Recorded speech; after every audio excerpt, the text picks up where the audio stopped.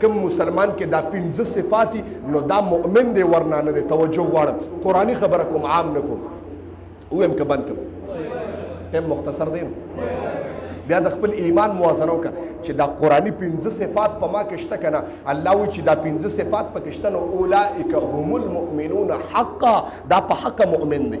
نمبر 1 اذا ذکر الله وجلت قلوبهم. الله وایي چې کله د ما ذکر بیانېږي نو زړونه به نرمېږي د باندې به زما ذکر اثر کوي زړونه به نرمېږي دله به جړا وردي. دا د ایمان نښه ده ماشاءالله دا د ایمان نښه ده جي دا د ایمان علامه ده. اذا ذکر الله وجلت قلوبهم نمبر 1 زما ذکر کیږي زړه کې به جذبه پیدا کیږي هلکه زړه کې به جړا پیدا کیږي. نمبر 2 واذا تلیت آیاتهم زادت ایمانهم. چې کله د قرآن تلاوت پې کیږي نو د ایمان کې به بڑائی پیدا کیږي دته به سکون ملاویږي. د قرآن ذکر کیږي یا د احادیثو ذکر کیږي نو دته به سکون ملاویږي. نمبر 2 دا.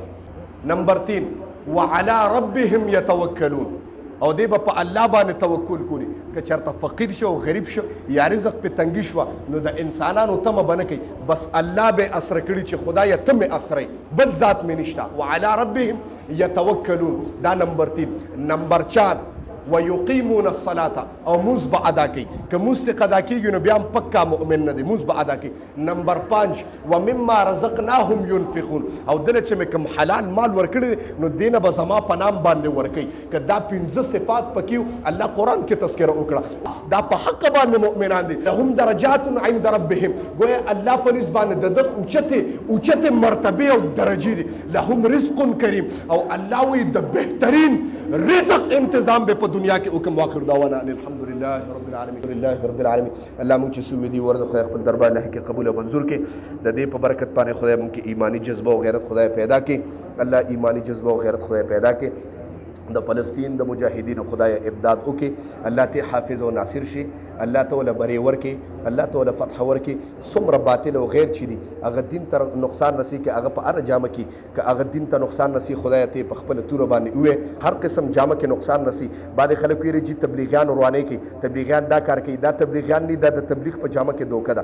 بعد ویری چې مولیانو نه متنفر مولا غلط کار نه کوي دا د مولیانو په جامه کې دوکه ده. څوک چې د دین په جامه کې دین ته نقصان رسي خدای ته په خپل تور باندې وې.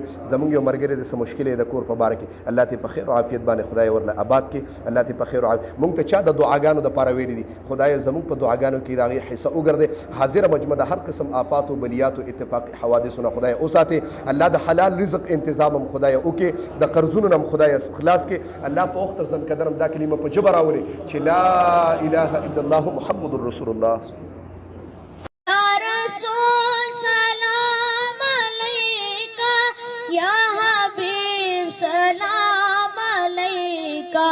सलाम